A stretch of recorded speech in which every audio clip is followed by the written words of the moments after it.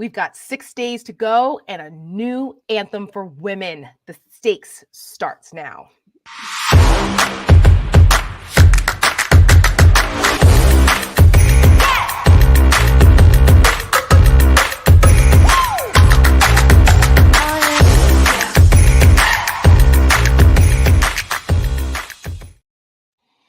Welcome, everybody. We are less than a week away from the conclusion of this election. We hope, I don't know, maybe, but we're all delirious.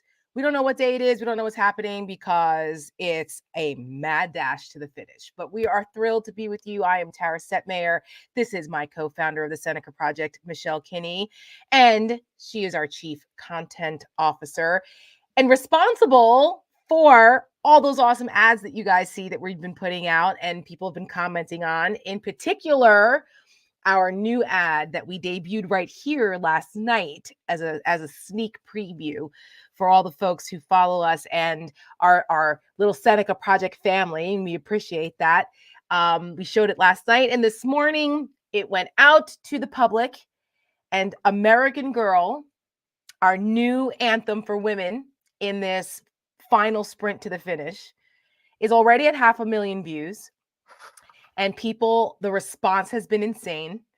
Connie Chung, John Leguizamo, the CEO of Build-A-Bear, influencers, Representative Jasmine Crockett. I did see that. I saw that like an hour or so ago. People are responding incredibly to this. And we're really, really proud of the work. And we thank you guys for spreading the word. Please continue to. We really want to try to get it to 1 million, and I think we can do it. If we've got 500,000 already in less than 24 hours, we can do it. So subscribe, forward American Girl to all of your friends and family. And if you haven't seen American Girl, we're going to start the show off with it because it gets us hype. I mean, we also cry tears, but we're hype. And it'll stay in your brain, and we're excited about it, and we're going to show it off the top and set the tone for the show tonight. So here it is. Let's do it. Women's suffrage is a long story of hard work and heartache crowned by victory. Was it so hard being an American girl? Women throughout the country are committed to winning these rights for themselves. Was it so hard living in a first problem world? I'm Connie Chung, CBS News, New York. When the American promise is the land of the free, but I'm waiting for the bill for the air that I breathe. Was it so hard being an American girl? I do. I pray that we all remember our children are watching. Every heart beats true for the red, white, and blue. Tell me, girls, what are we gonna do? Every heart beats true for the red, white, and blue. Tell me, girls, what are we gonna do? Every heart slows to all the red, white, and American girls. What are we gonna do? Every heart. While I may be the first woman in this office, I will not be the last. Every heart beats true for the red, white, and blue. Tell me, girls, what are we gonna do? Good stuff. Vote, fight, win. We're going to give a little background on how this came to be because a lot of folks ask us. And we think we want to tell you because we feel women's voices should be empowering. We're not sad and we're not sad. We're not victims. We don't need people to save us. We don't need you to, pat us on the head. Like, we're pissed off. We're capable. We're angry, and we're going to fight back. That's where women are in this country right now. We're not sad. We're not wallowing in a corner. Don't underestimate women when they are pissed off. Okay. I'm just going to say that. Yes. And that's not what we do at the Seneca Project. That's why When we started this, we said we want to tell women's stories. We want to speak to women, not at them, and empower women, because we are not little ladies that need to be, catered to. And oh, we're so sad. Those days are not. That shit is over. Okay? I'm honestly, I've seen too many ads this cycle that are patronizing. Did we just say that at the same time? We sure did. They're patronizing. And I want to ask them, how many women did you consult to make this ad? Because it seems like you didn't consult any. Right. Or like, and that's, I mean, it's a lot. I mean, listen, there's like a bajillion PACs and organizations and stuff, but there are some organizations that are doing great work. And I would put the Harris campaign at the top of the list. Yes. They have been absolutely killing it. Well, they have representation. That's why. Well, right. And they have a great team, and their instincts are good. It's fresh. It's young. I mean, you want to talk about a new generation of leadership. It's a new generation of everything, which has been, really, really great. So, but I will tell the quick story here about how this ad came to be. So back, I think it was on April 30th. A couple of my friends invited my husband and I to a fundraiser in New York at the Edison Ballroom. And it was for Transport Group, which is an off-Broadway theater company. And I saw the list of performers and I was like, oh, this is great. I mean, I love these people. And I saw Laura Bell Bundy was performing. And I probably have met her in passing maybe one or two times, but certainly don't know her personally. And she gets up to sing. And she sings a song I've never heard before. Tell people who Laura Bell Bundy is that aren't in the theater community. Laura Bell Bundy is a Tony-nominated actress. She was in the original cast of Hairspray. She was the original Elle Woods in Legally Blonde. She also happens to be a recording artist, top 5 Billboard artist. She does country. She does rock. I mean, she's fantastic. She can do anything. Tremendously talented. And I immediately pulled my phone up and was recording her singing from the back of the ballroom. And I sent it to Tara and I said, Laura Bell Bundy is singing a song. And if we're going to do this, this has to be our anthem. And this was right as we were still in the development stages of Seneca Project. And we hadn't launched yet. We were still putting things together. And this song really, when I heard it, it brought me to tears right away. I couldn't understand. I was just like, the power of that song. There was something about it. And even my husband, when he heard it, was like, wow. And so it's always been with us. We were waiting for the right time. Yep, exactly. And, Tara obviously agreed. And in whatever way we can, we're going to make this happen. Because also something to remember is we are not affiliated with any other organization, no other group. We were self-funded. We self-started all of this, and we've really depended on the support of a community of people that we are so grateful for and really have helped us get to this moment. So I just want to say that also first and foremost. Yes. But alas, Laura Bell Bundy sings the song. I actually have a little clip here of her.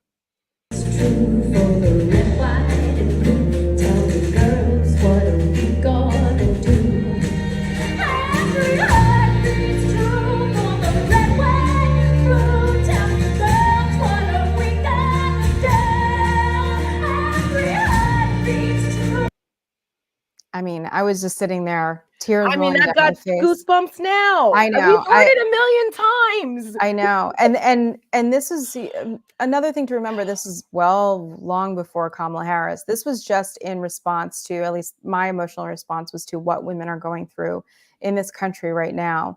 And it really asked a question and then answered it.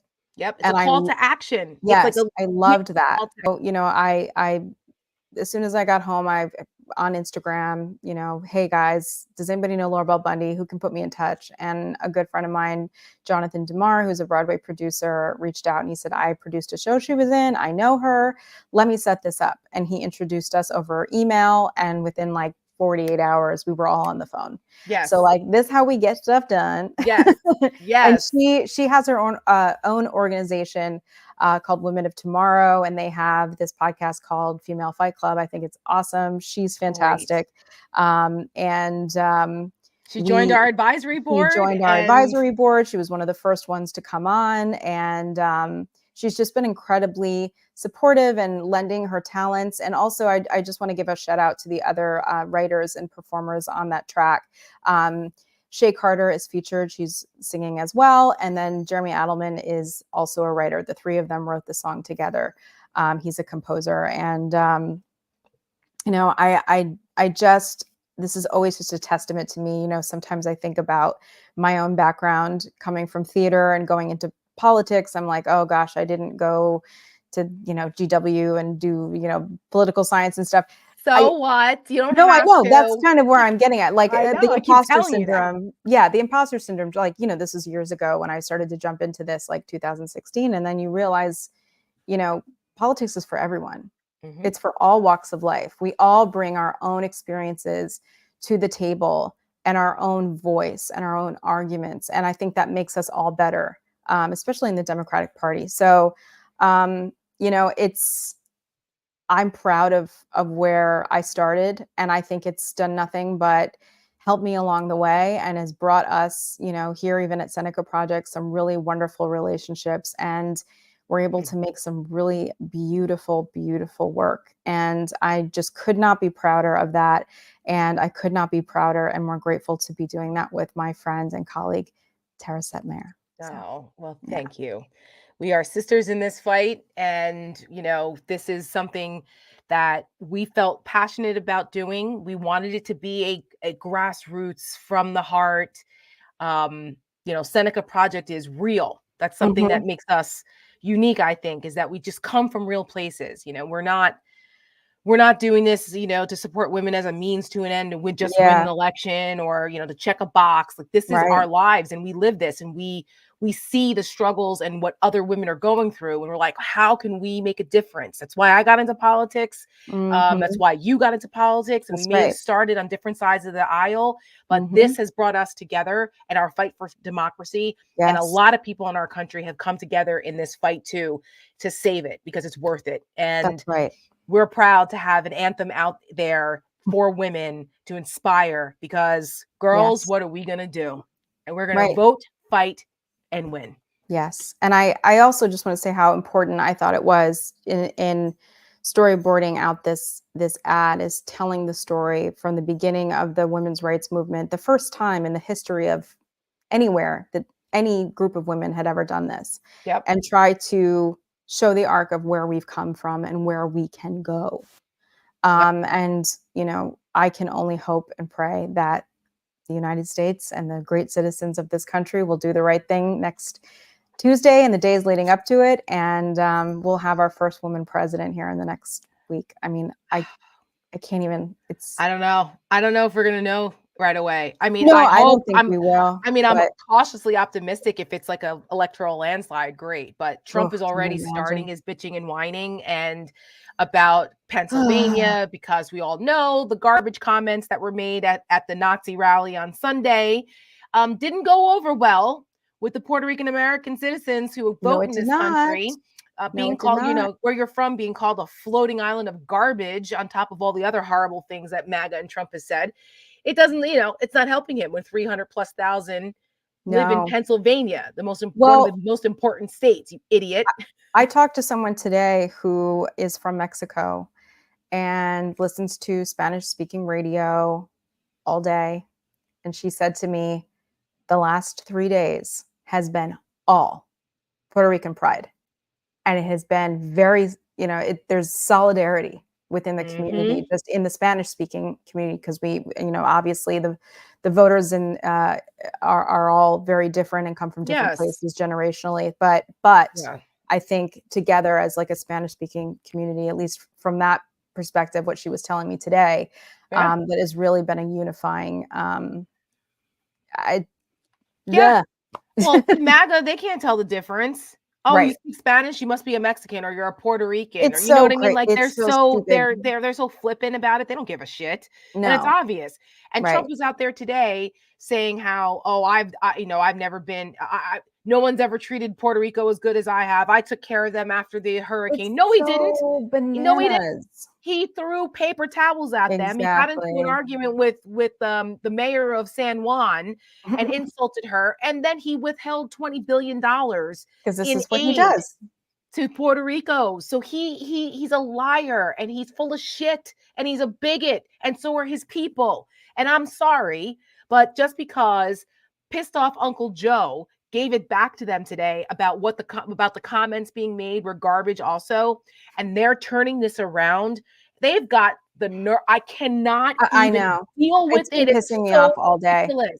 Donald Trump was in a freaking garbage truck today, taking questions from the press, saying, "Do you like my garbage truck? It's for Kamala and Joe." Dude, you're the one. Like, you're doing this. Are you serious? It's infuriating. And then the press is just like, oh, are you going to accept the results next Tuesday? How about like, do you disavow all? And then he's like, oh, he coffee boyed Tony Hinchcliffe, by the way, the comedian. What did he called him a coffee boy? No. He didn't know who he was. Remember the whole thing? I was like, Papadopoulos. He was like, I don't know who that guy is. He got coffee or something, right? He did the same thing every time. Oh, like the George Papadopoulos. Yes. Yeah. I don't know who this guy was. I don't know anything about it. I don't know. know. Who is that? I don't know. So then you don't know. Then that means that you have no idea what's happening in your own campaign, but your campaign knew. They vetted everyone. So are you okay with it? They don't let him get it. When he pulls that shit about, I don't know, what are you talking about? Nobody follows up and says, but your campaign knew. Okay, maybe you didn't know, but your campaign knew and you hired these people. So what about their what does that say about their judgment? Nobody does this. It's infuriating. I can't. That's why this is close in the first place, because of the way this is being covered. I don't care what anybody says. It's true. Well, I don't know if you saw him this morning. I'm going to play just a quick clip here. Yes, play it. Mm-hmm. Oh, wait, that's not it. That's a banner. I mean, that says a lot too. That says a lot too. If you have to say I'm not Hitler. That's where we're going. Here it is. You know, many years ago, I had a father who was a great guy. He was a strong guy, a legitimate guy, strong.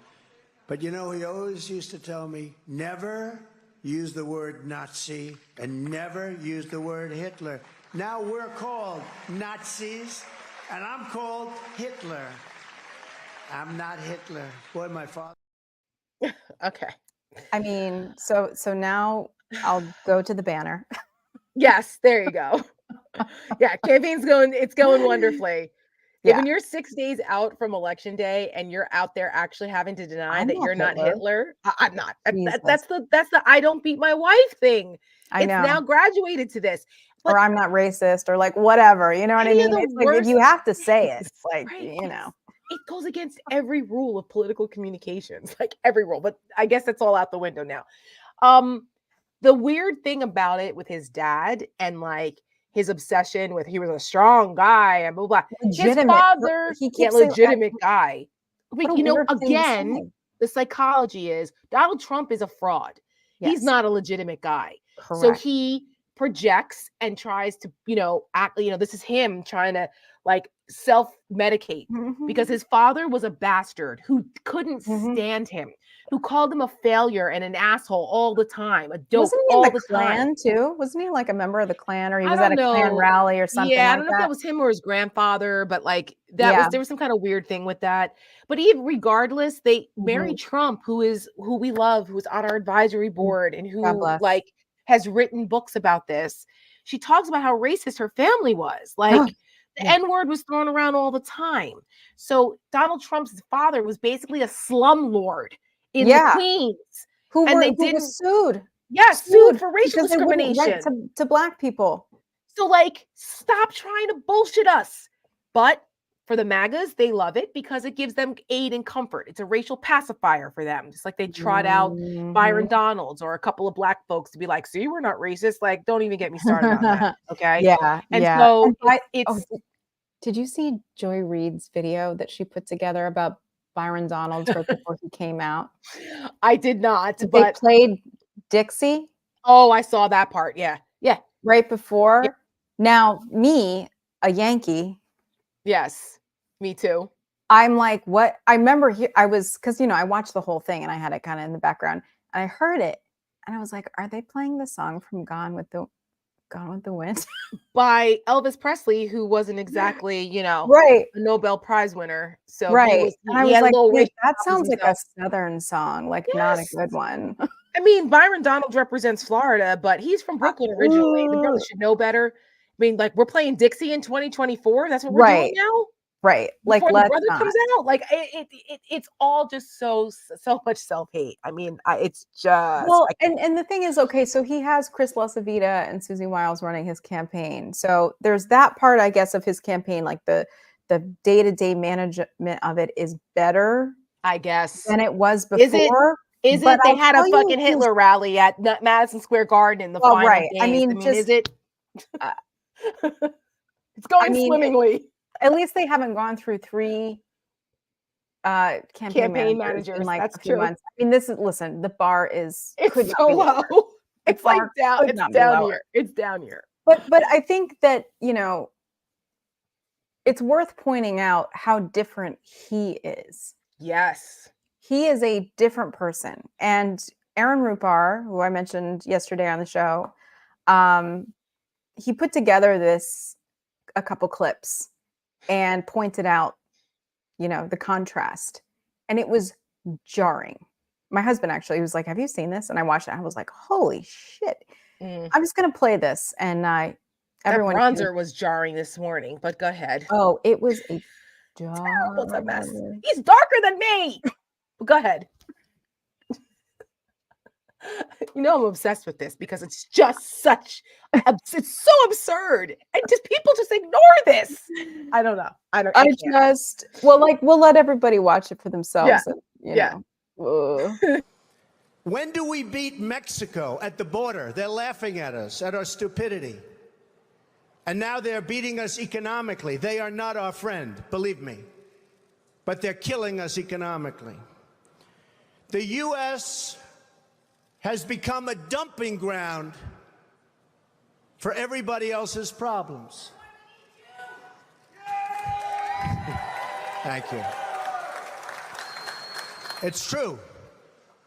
And these are the best and the finest. When Mexico sends its people, they're not sending their best. They're not sending you. They're not sending you. They're sending people that have lots of problems, and they're bringing those problems with us. They're bringing drugs, they're bringing crime, they're rapists, and some, I assume, are good people. But I speak to border guards, and they tell us what we're getting. And it only makes common sense. It only makes common sense. They're sending us not the right people. It's coming from more than Mexico. She desecrated our laws, and she got innocent girls like Jocelyn tortured and killed. Anyone who knowingly sets loose these monsters into our country has absolutely no right to be running for office, let alone the office of president.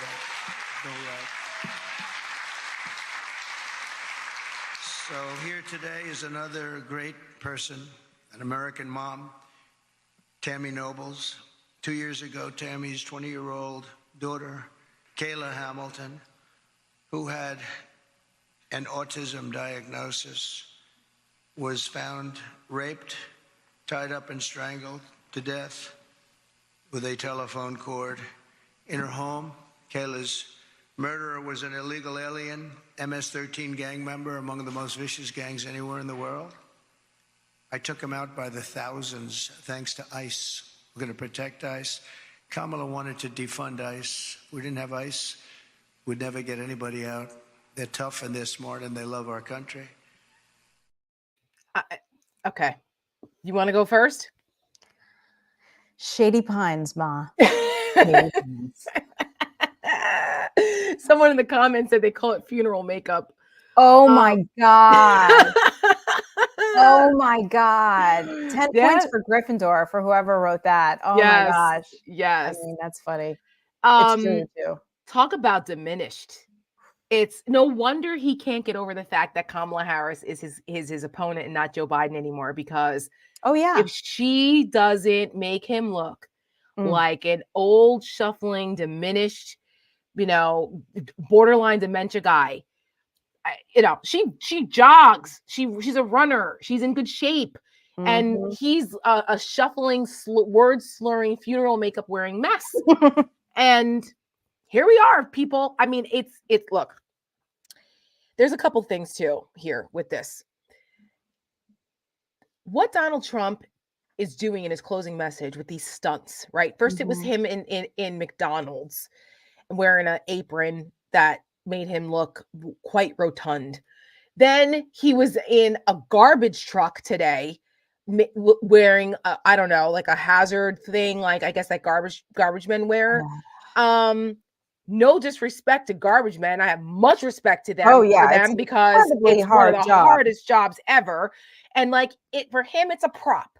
Just like, the hardworking people who work at McDonald's, they're used as a prop. Yeah. Just like our military, they're props to him. He has no respect for hard work. He has no respect for people who serve. None of it.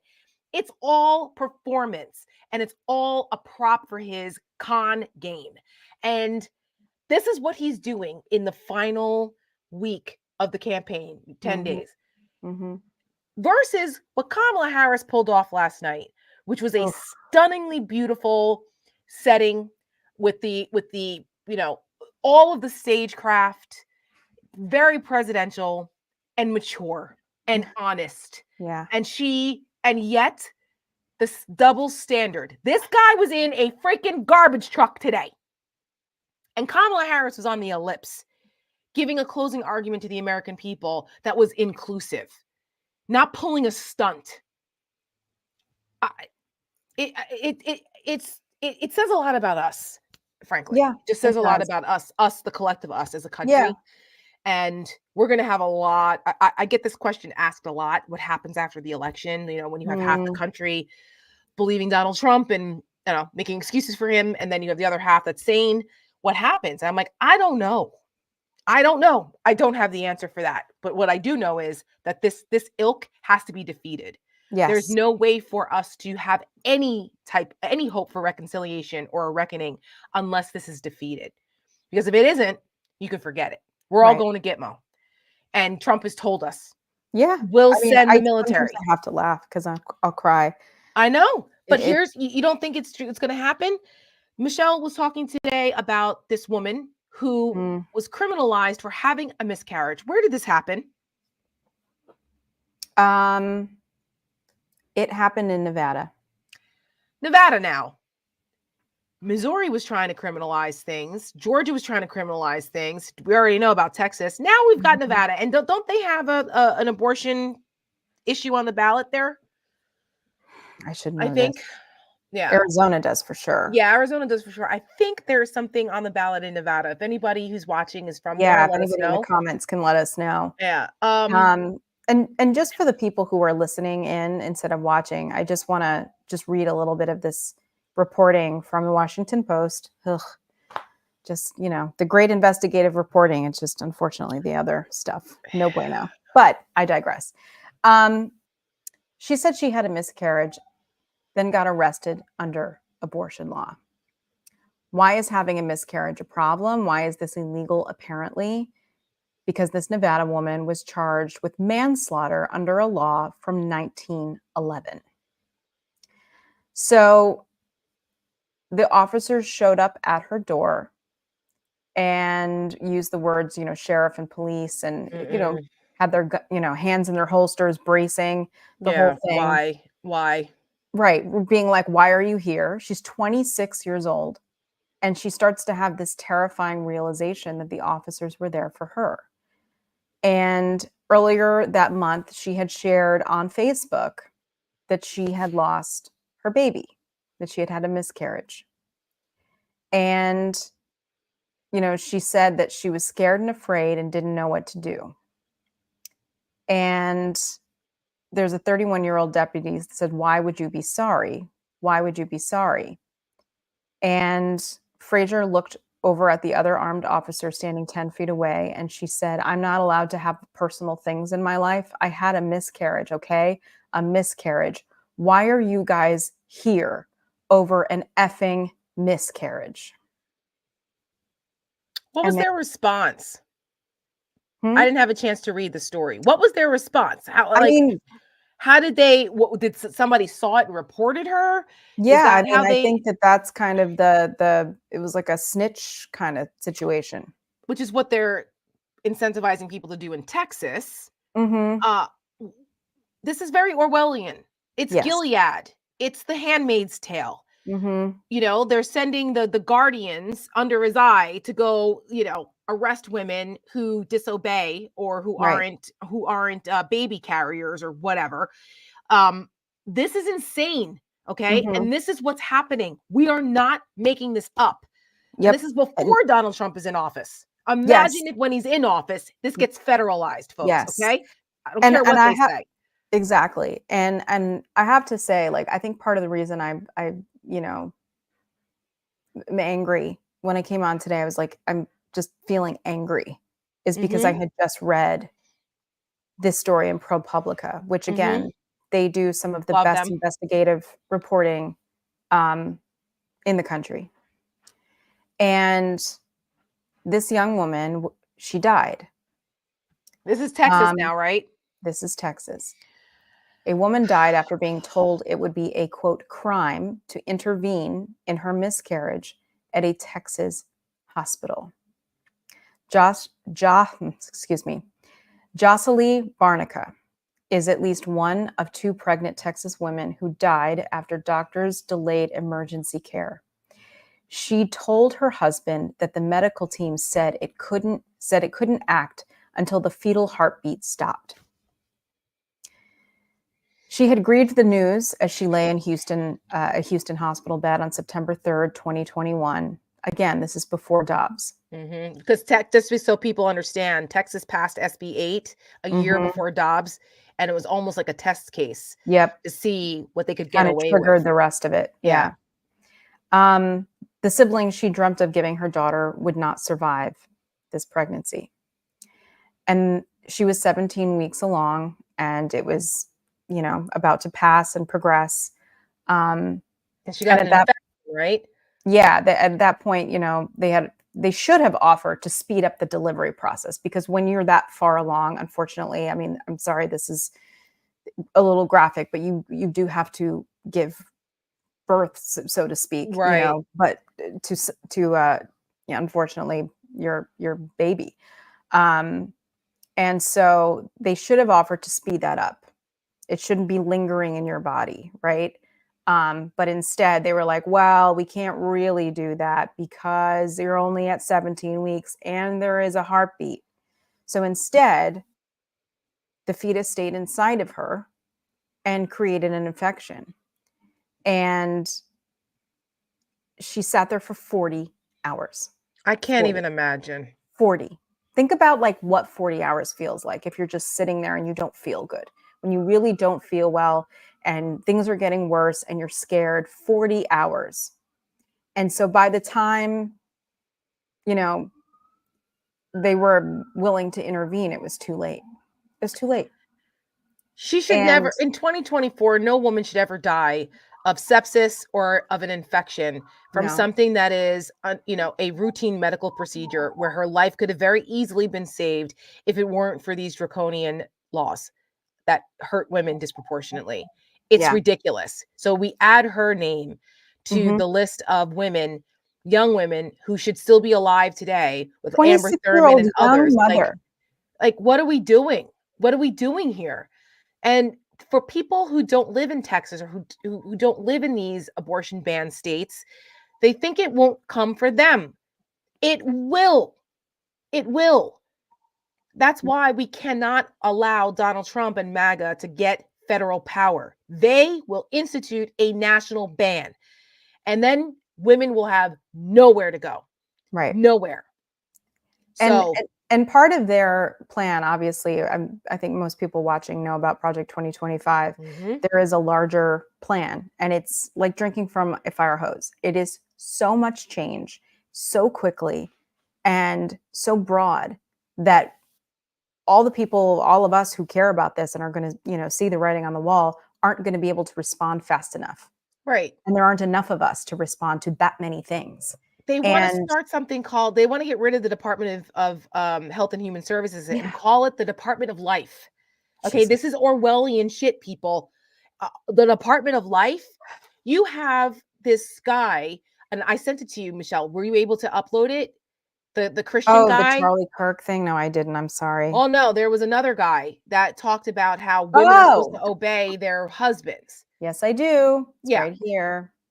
Because I responded to this. He said, this guy, Dale Partridge, he's some Christian. He says like he's a pastor. I can't. I mean, listen, I don't want to be anywhere near these people when God judges them, for real. But anyway, in a Christian marriage, a wife should vote according to her husband's direction. Mm-hmm. He is the head and they are one. Mm-hmm. Unity extends to politics. This is not controversial. Okay, I responded to this and said, this is America, not Gilead. Maybe it's not controversial for you if you want to live like that, but we live in America. It's not a theocracy here. This isn't like Iran. Okay? This is no different. But these people want it to be. These are the people that Donald Trump is surrounding himself with. These are the people who are writing the policy. Mm-hmm. And this is what they think of women. Yeah. What more do you need? And they talk really openly about wanting to repeal the 19th Amendment. Constantly. Yeah. And women were finally fought for and were granted the right to vote. Yeah. White women. And then 40 more years and then black women, but still. In the north part of the United States. And it's, they're saying it. They're saying it. Repeatedly. They're not being cute. They're not being funny. This is what they want. And Charlie Kirk today, where is that? Oh, he was bitching and complaining about the fact that the majority of the early voting has been female. Right. And basically they're trying to pit men against women in this election, which is what Trump is doing. It's men against women. Conquer. Yeah, you haven't read it for those who are not. So Charlie Kirk, if you don't know him, he's Turning Point USA. Young, Turning Point USA. He's like the youth vote. He's a young brown shirt recruiter. Correct. He said that birth control makes women crazy and unattractive. Yeah. Charlie Kirk says early vote has been disproportionately female.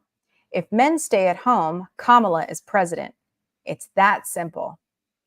If you want a vision of the future, if you don't vote, imagine Kamala's voice cackling forever. Men need to go vote now.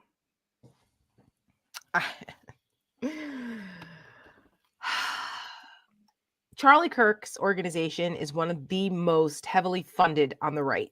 Mm-hmm. And they are training up the young men and some women, but like the Handmaid's Tale tryout type of women, mostly men.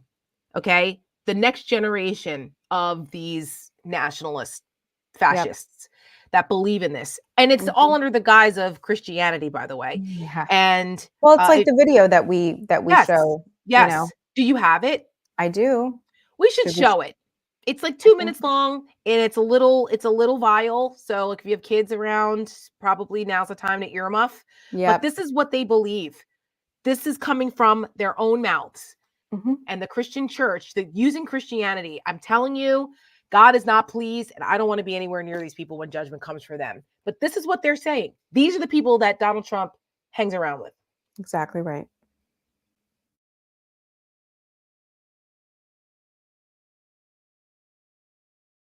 The reason why I have grown to despise democracy, everyone is allowed to vote. Right. Everyone. And just for the record, I think the 19th Amendment should be repealed. I think that because, well, first and foremost, because I'm a Christian, and that is the Christian position. Oh my gosh, you're saying that? Yes, that is the Christian position.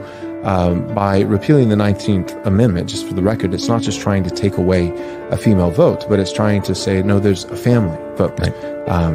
There's a household. And it's like, well, where do women get their voice? Where women get their voice is from their father, from their husband. If they're not married, it's from their father. If they're not married and their father's dead, it's from their brother, it's from their uncle, it's the men in their lives that love them.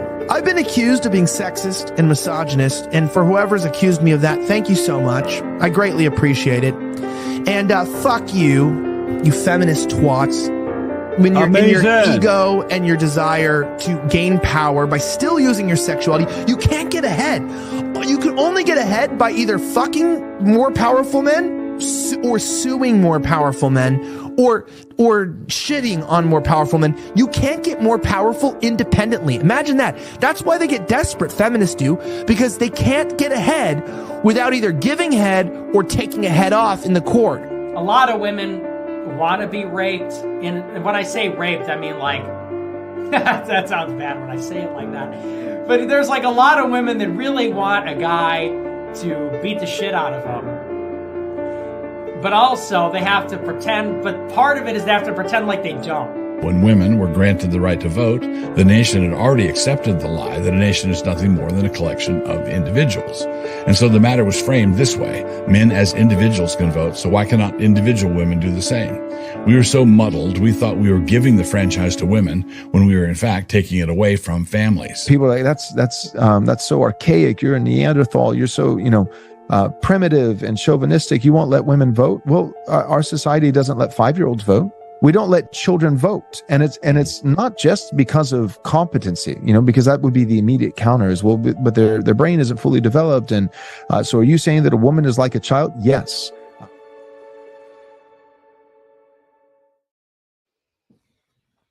In their own words, right? And I just,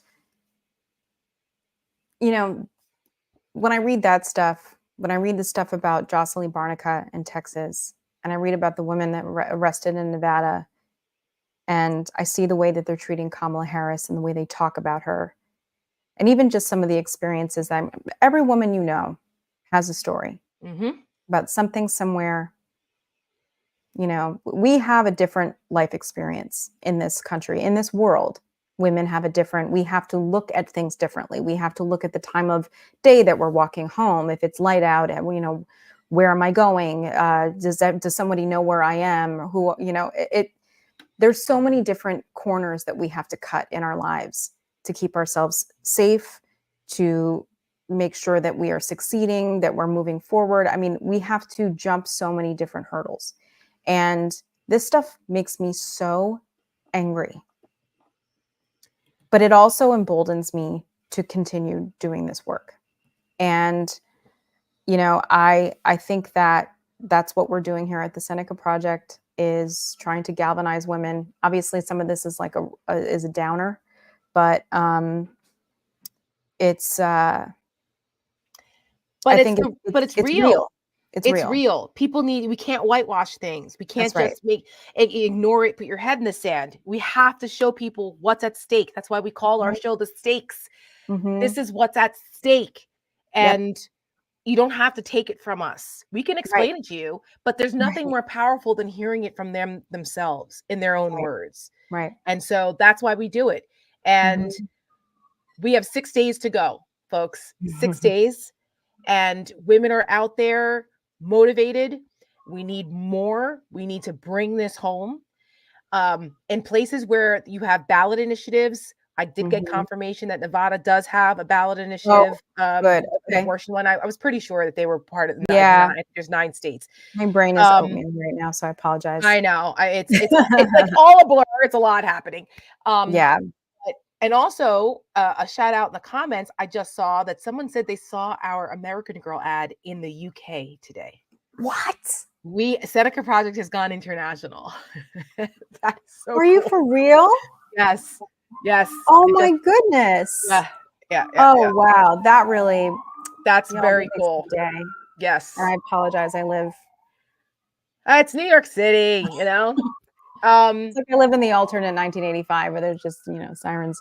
Yeah, well, at least it's not the 2 minutes of rage. Okay, we're like not that far from that if Donald Trump wins, but I know at least it's not that. Speaking of dystopia, by the way, just I happened to look at my phone and I saw this scoop from Wired. I don't know if you saw this just a couple hours ago. I haven't. Workers say that they were tricked and threatened as part of Elon Musk's get out the vote effort because he's hiring all these canvassers, right? So a bunch of them are taking the money and then not going to knock on the doors. Whoever could have predicted that would happen. Right. So paid canvassers in Michigan were hauled into a U-Haul van with no rear seating, threatened with money being withheld for their motel rooms. They sat on the floor of a moving van with no seats or seat belts, separated from their driver by a metal cage. What? Okay. Okay. I mean, okay. The cruelty is the point with these people, first of all. They treat anyone who's not in their kleptocracy as less than human. Right. They're like, come get it. Come get it. Yeah. This is the Roman Colosseum type of shit. I can't. Okay. I know. You know what? I know. We already know, I've spoken often about Elon Musk and his problems, but the fact that the RNC has outsourced their ground game to this clown and what they're doing gives me more hope, because I've said this before. Part of my cautious optimism is the stellar ground game that Democrats have. Republicans used to have it. They've relinquished that. It's just a grift circle. They're too busy filing frivolous lawsuits over the election. And so this is their ground game. Okay. Good luck with that, Republicans. Good luck with that. And also, didn't the Department of Justice say they're looking into Elon Musk's $1 million lottery buy-off thing? That and like the monthly conversations with Vladimir Putin. Yeah. And whatever. I mean, now why does this guy have a security that clearance? He got into Stanford, I think it was, and that's how he got into the United States with a student visa, but then never went to school and then just stayed and business. I just shiesty, little shiesty. Yeah. And another story about Elon Musk. My cousin sent me this morning and I was like, oh my God. Elon Musk has reportedly built a Texas compound to house all 11 of his children and their mothers, though not all of them have taken him up on the offer. God. Okay. First of all, the guy has 11 kids, and by how many different women? No wonder he gets along with Trump. Yeah. But the Christians have no problem with this. They have no problem with it. They're hypocrites. If you guys don't follow John Pavlovitz, please follow him. He was a Christian guy who saw the light and has been very outspoken about the hypocrisy in the evangelical community. And God bless him, because as someone who grew up in the evangelical church and lost a lot of friends over Trump and saw the hypocrisy firsthand in my own church circle, I have no patience for them. And I want nothing to do with it. And I will never step foot back in an evangelical church again. I can praise God from home. And God talks about religion and despise that. It's supposed to be about relationship. So all of this other stuff that's going on, like I said, I don't want to be anywhere near them when judgment day comes. And I often say, no wonder God sent a flood. So on that lovely note, we will be back with you guys tomorrow. We're doing these little kind of vignette shows in the final week of this election, because there's so much going on and we want to keep you informed. Can I just show a quick photo? I just want to share something really quick. There's two things, actually. One is the Yankees, yes. Well, one has to do with the Yankees. The first one is I got my cats a little gift today. Okay. Guys. Oh my God, I can't. Guys. Can you even? It's a little set thing. Like, it's made of cardboard. It's cardboard, and it's like a little scratcher. And there's a scratcher behind the podium, and then there's a scratcher on the ground. And you can, sprinkle the catnip in there. And then the little, brushy thing on the top is the microphone, and you just rubs. I can't. Listen, Tiki would have loved this. I know. Tiki, look at this. Your fellow tuxedo cat, your New Yorker cousin is representing. Yes. I was like, I got to do something. Well, tomorrow for the Halloween show, people who follow me know every year my husband and I do like obnoxious pumpkin carvings that are more elaborate than I ever thought I would be capable of doing. And we always have a theme. And this year, of course, our theme is the election. And but there's also a tiki tribute. So in our, because he always gets his own pumpkin. We always do some kind of thing. And now that tiki is across the Rainbow Bridge, we still must continue the tradition. Yeah. So we'll show some of the pumpkin carvings for Halloween tomorrow. And yeah, so I still have my tiki fur in here that is, and my husband also bought me a cuddle clone. I don't know if anyone knows what that is, but they're like replicas of stuffed animals of your cat, and you send in pictures of them, and so they make them custom with the markings and everything as close to what your cat looks like. And when I got that, I just lost it. I feel like it's like so nice but so sad. I'd be so sad. It's part of kind of like that what do they call it, exposure therapy or something. So it's like, it's nice to have, because it's all, I'm like, oh my God. Now his face doesn't quite look like tiki because, you know, they're not, you can't really customize that. It's a little bit, but the markings, his whole, like it, so I kind of have him on his little chair that says Tiki sits here, because I still have the pillow. And I bought Tiki a Cats for Kamala thing, but he didn't make it.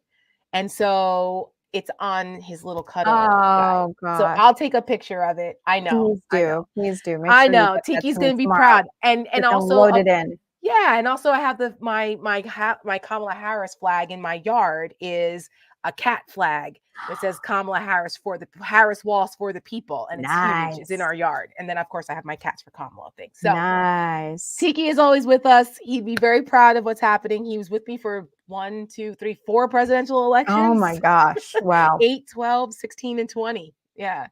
So yes, the Teekster's memory lives on. Yes, it does. And on that note, I'm going to go watch the Yankees game. Guys, I just want to say on behalf of New Yorkers, on behalf of all Yankee fans who aren't insane. Tries to take his glove off. Pries the ball out of there. A for effort. Well, he won't be watching the game much longer. Can we eat? This is terrible. Just from a TV, we're going to be watching on the TV. When I saw this, so obnoxious. Okay, there's been like interference, and you know that's a whole separate issue. Going and reaching over and grabbing the player and then taking the what is wrong with you? Yeah. First of all, if you are, those seats right there are a pretty penny. Let me just say. Thousands of dollars per seat. So there's that. Second of all, and then you're going to use that seat to do that. Like it's so embarrassing. It's so horrifying. So I have an update on that. On that. Since we've been on air, because I'm a sports fanatic. So ESPN popped up on my phone and they banned those guys for life. I knew it. And gave their seats to a 15-year-old cancer patient. Oh my God. So yeah. And so they're in all the things I said. Do you know what I mean? Like I said to Joe, I was like, they have to ban these people for life. Like, you don't do that. You don't do that. You just don't do that. I don't care if it wasn't the World Series. I don't care if it was a Pop Warner game. You don't do that. No. What do you raise my entitlement that I just because people get so obnoxious at these games, and it's like I can't. And I love baseball. I love going to the games. You know, I talked to my mom about this. My great-grandfather was a huge Brooklyn Dodgers fan. And obviously the Dodgers left Brooklyn and they went to LA, and he was very, very heartbroken about that for a very long time. But, you know, Yankees for us was kind of, you know, the next best thing. It was the opposite in my family.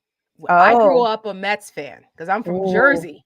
And in my household, the Yankees were arrogant sons of bitches. We didn't like the Yankees. We were Mets fans. And I grew up, my grandmother was a huge Mets fan. So was my grandfather. And when I traveled with my grandmother in her dog shows back in the 80s, would listen to the radio. So whatever AM radio, we'd listen to all the Mets games. And I would literally score the games. I would draw up my little scoreboard thing, and I would put in the balls and strikes and who was on base. I do a whole thing.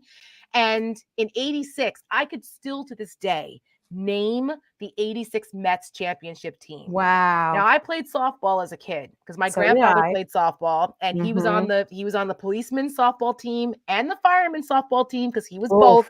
And every every 4th of How'd July. that work out? Well, every 4th of July, he would alternate because he always had the cops versus the firemen. And That's like a serious shit. rivalry, and it's not always a friendly one. Like, no, it's not. You know what I mean? But in my hometown, the firemen are volunteer. So totally oftentimes a different. lot of them were cops too. So it was a kind of a funny rivalry, but a rivalry nonetheless. So my grandfather and I used to play softball, whatever, and we'd all listen to the or watch the Mets games. And like I said, I could probably right now, by position, name the 86 championship Mets team. However, when I got to high school, the Mets were terrible in the early 90s, and the Yankees were beginning their legacy of like lots of winning. And my first boyfriend in high school was a huge Yankees fan. So I committed fan blasphemy and became a Yankees fan in high school. And then I stayed a Yankees fan because that was the glory days again for the 90s, early 2000s and all the way. But I never told my grandparents. You can't. I'm like, I can't. I felt such guilt. I committed fan blasphemy. Never said anything. Well, my grandmother, God bless her, went to the grave in 2005, never knowing that I committed fan blasphemy. Because if you remember in 2000, it was a Subway series. Yes. And so I would go home back to Jersey and, I'd go visit my family. And I remember I was there during the Subway series, sitting there. My grandfather was like, Schnookums, that's what he used to call me. Come watch the game. And I was like, okay. And I was like, rooting for the Yankees, but I was conflicted internally. Right. You're like, right? So my grandmother went to the grave in 2005, never knowing. My grandfather passed away at 90 in 2016. My mom betrayed me. Oh no. And told my grandfather that I was a Yankees fan. And I don't think she meant to do it on purpose, but it came out. It slipped out. And I think that's what put him in the grave. I think that was it. Once he found out, that was it. How could any granddaughter of mine? No, stop it. No, it didn't really. But he was pretty deaf by then. So I'm going to believe that he didn't actually hear her. And I could just be like, I don't know what you're talking about. You know what? I think keep telling yourself that. I think that's the way to. That's the story, and I'm sticking to it. Exactly. Yeah. So so I'm still a Yankees fan, but I don't hate the Mets. I will always have a love for the Mets. I love the Mets too. I mean, I'm not a fan, but it's like, who could hate the Mets? I mean, they're. I catch shit for it, but I'm being honest about it. Citi Field is nicer, anyways. Citi Field's nicer, anyways. It's like a nicer stadium. It's friendlier. I haven't been since it was Shea Stadium, but anyway, so that's our story. It's the World Series. Go Yanks. Go Yankees, or not, to all the haters, which I'm sure there'll be some in the comments. But we just want to talk about baseball here for a few minutes because everything feels so heavy and stressful and anxious.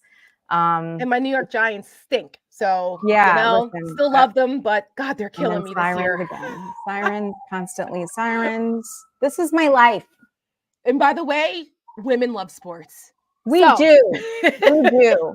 So on that note, we're going to end on our American Girl anthem because it is an anthem. And you're going to see this a lot. Your donations have been coming in. Yes. Thank you guys. We had our best Thank donation day today of the entire election cycle. Thank you guys so much for that. Please keep them coming because as the more money we get, the more we can place the ads so that they're played out in the battleground states. And we're targeting this ad digitally at women in the swing states, in these battleground states. That is who we are going out and showing this ad to. Yes. So just know that we're targeting them, and we have the data. We're finding them and we're showing this to them. So, And for those who can't or who already have, we appreciate you. Share, like and subscribe. It helps the algorithm. That's right. And look at that. It made it all the way from Australia. I saw a comment to the UK. Wow. And that's what being an American Girl is about. Hell yeah. So we'll see you guys tomorrow, 7:30. We'll be back with Candy. What girls, what are we going to do? We're going to vote, fight, win. See you tomorrow. Absolutely. See ya. Women's suffrage is a long story of hard work and heartache crowned by victory. Was it so hard being an American girl? Women throughout the country are committed to winning these rights for themselves. Was it so hard living in a first problem world? I'm Connie Chung, CBS News, New York. When the American promise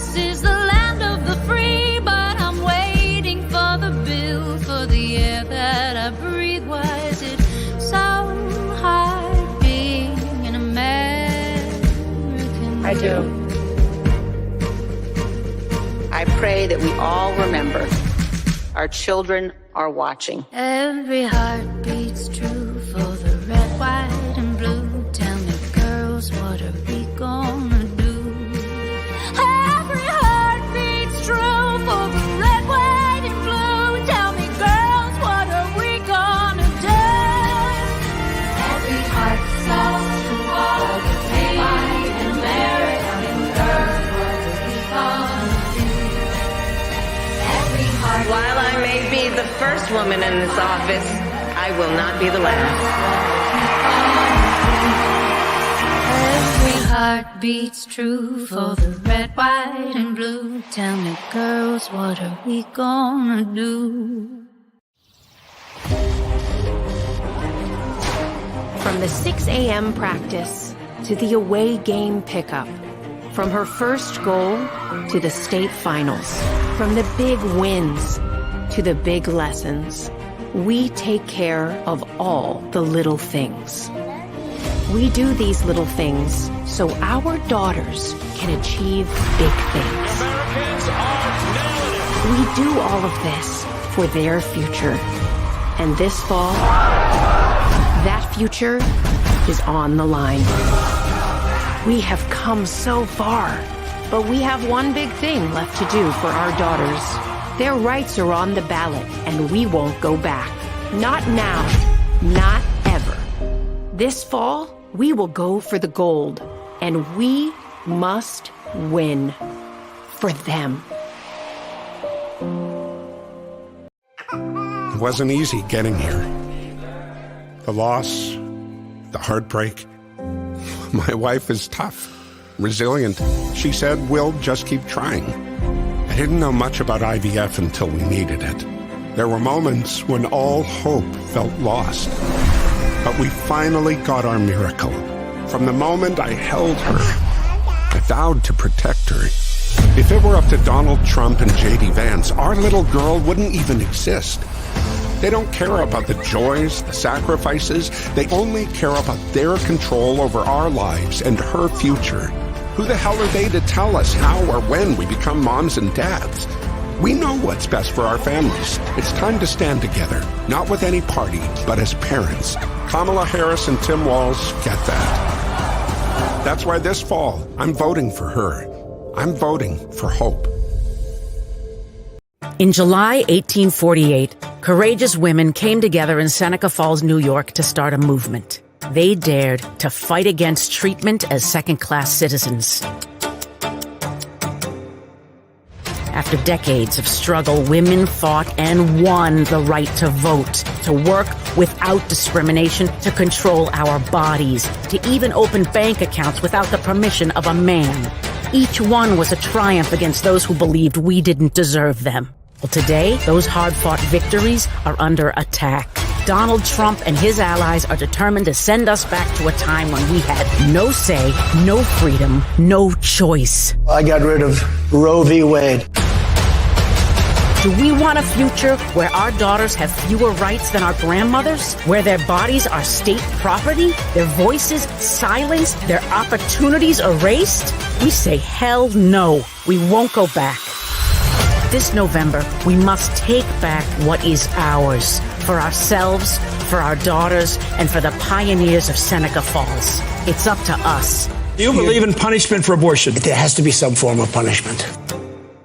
The Supreme Court overturned Roe versus Wade and ended a woman's constitutional right to an abortion. We trust women. There's a threat facing women in America that transcends party lines. My country doesn't care about me. And it's time we ask ourselves, do we still value the freedoms we have fought so hard for? We should all have the care that we need. This election is a choice, and it is a time for choosing.